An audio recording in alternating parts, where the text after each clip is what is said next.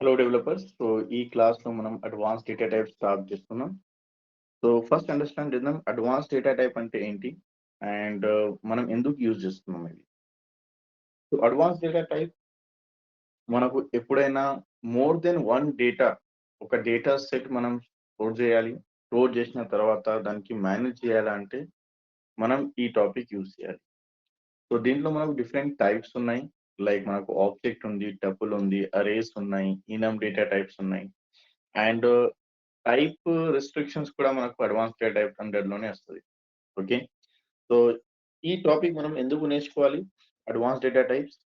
So ఎప్పుడైనా మనం ఏదైనా జావా స్క్రిప్ట్ టూల్స్ ఉన్నాయి, ఫ్రేమ్‌వర్క్స్ ఉన్నాయి అండ్ దాంట్లో మనం ఏదైనా డేటా మనం మేనేజ్ చేస్తున్నాం, డేటా హోల్డ్ చేస్తున్నాం, డేటాలో రిస్ట్రిక్ట్ చేస్తున్నాం.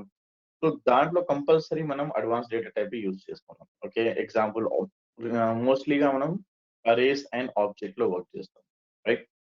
ఇంకా ఏంటంటే స్టాటిక్ టైపింగ్ కూడా మనం చెక్ చేసుకోవాలి. ఎర్రర్స్ డిటెక్ట్ చేయాలి అంటే కూడా మనం ఓకే. మనకు ఆల్రెడీ మనం టైపింగ్ కవర్ చేసేసినాం.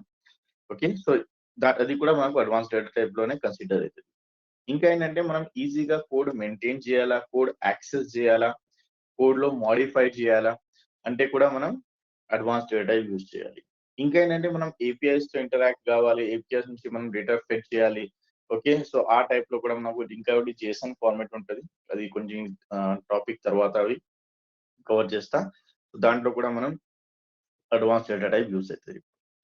కాంప్లెక్స్ డేటా కూడా మనం స్టోర్ చేయాలంటే అండ్ అదే కాంప్లెక్స్ డేటా మనం హ్యాండిల్ చేయాలంటే కూడా మనకు ఇదే అడ్వాన్స్ డేటా టైప్ యూజ్ అయితది. ఓకే.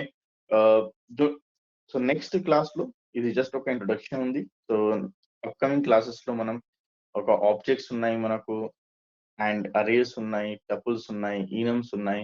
సో ఇవి ఎట్లా యూజ్ చేయాలి అండ్ ఎట్లా మనం రియల్ టైమ్‌లో ఇంప్లిమెంట్ చేయాలి. సో ఆ టాపిక్స్ మనం కవర్ చేద్దాం. Okay. So that's it for today.